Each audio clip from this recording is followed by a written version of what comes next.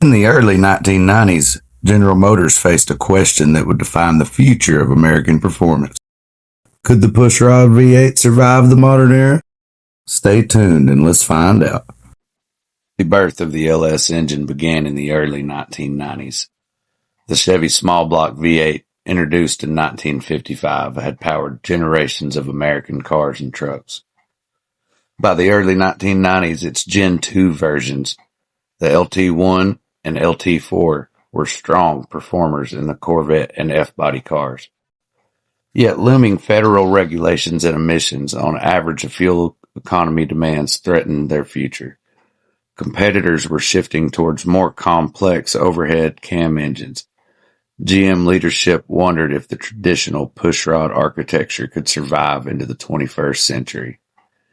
The answer came in May 1992 when GM conducted a closed-hood comparison test drive with two otherwise identical Corvette prototypes, one powered by a pushrod engine and the other with a more modern double overhead cam version, aka the LT4. The pushrod car clearly had won the blind test on sound, drivability, power production, and low-end torque. The decision was made. GM would evolve its small block rather than abandon it. Development officially began in 1993. The project, known internally as the Gen 3 small block, aimed to create an engine that was lighter, stronger, as well as more powerful and efficient than its predecessors. It had to support the upcoming fifth-generation C5 Corvette, while eventually powering a wide range of other vehicles. Leading the effort was Tom Stevens, then executive director of GM Powertrain. Stevens oversaw the big picture. He recruited Ed Corner, a veteran engine designer and former NHRA record-holding drag racer, to handle much of the hands-on engineering. From a clean sheet design, while retaining a 4.40-inch bore spacing of the original small block, they engineered major innovations: a deep skirt aluminum block for greater rigidity and reduced weight, roughly 95 pounds lighter than the LT1. New cylinder heads with tighter 15-degree valve angles for better airflow and combustion, coil near-plug ignition, composite intake manifolds, and improved exhaust manifolds. A revised firing order and stronger bottom end. The goals were clear: meet tightening emissions rules, deliver better fuel economy, maintain compact dimensions and low mass, as well as push power density higher than ever before, all while preserving the pushrod V8's character that its customers had already grown to know and love.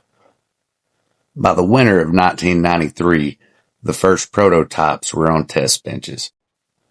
Research and development continued through 1996, ending with rigorous durability testing. In 1997, the new engine, badged LS1, made its public debut in the C5 Corvette. The 5.7-liter, 346 cubic inch all-aluminum V8 produced 345 horsepower and 350 foot-pounds of torque, a significant leap in power output compared to its predecessors. It finally reached the Camaro and Firebird in 1998 and had already become legendary by that point.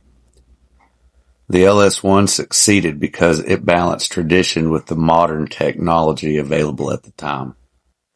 It proved pushrod engines could still compete in an increasingly sophisticated world. Over the following decades, the LS family had expanded to the LS6, LS2, LS7, and the LSA supercharged variants, as well as much more, becoming legendary for its reliability, aftermarket support, and cheap motor swap potential. What began as a defensive response to regulations became one of GM's greatest engineering triumphs, one that has kept the small block spirit alive well into the 21st century.